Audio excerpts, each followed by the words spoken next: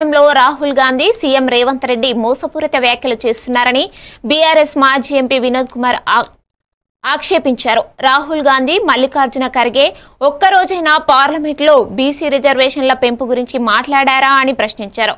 BC రిజర్వేషన్లపై జారీ చేసిన జియోను తెలంగాణ ప్రజలు ఇప్పటికీ తిరస్కరించారని పేర్కొన్నారు. దసరా కంటే ముందే ప్రజలు ఆ నిర్ణయంపై తమ అభిప్రాయం స్పష్టంగా తెలిపారన్నారు.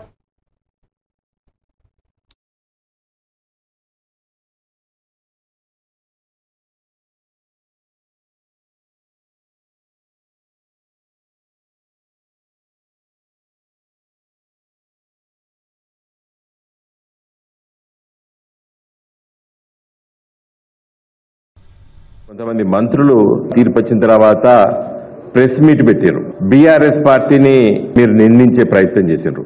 మీకంటే మొదలు ప్రయత్నం చేసాం మేము. తెలంగాణలో బడుగు బలహీన వర్గాలకి మొదటి దశలో ఎస్సీ ఎస్టీతో ప్రయత్నం చేసింది కేసీఆర్ గారి ప్రభుత్వం. ప్రధానమంత్రి ఇందిరాగాంధీ కోసం రాజ్యాంగ సవరణ చేసుకుంటారు. తీర్పులు ఇస్తే ఆ తీర్పుల్ని అధిగమించేటువంటి ప్రయత్నం చేసినటువంటి కాంగ్రెస్ పార్టీ సుప్రీంకోర్టు ఇచ్చినటువంటి తీర్పును అధిగమించడానికి మరి బీసీలకు, ఎస్సీలకు, ఎస్టీలకు ఆ రాష్ట్ర ప్రభుత్వాలు లోకల్ బాడీస్ లోపల పర్సెంటేజ్ పెంచితే కోర్టు తీర్పులను అధిగమించే విధంగా మరి షెడ్యూల్ 9లో ఎందుకు పొందపరిచే ప్రయత్నం? రాష్ట్రంలో రాజకీయ గందరగోళం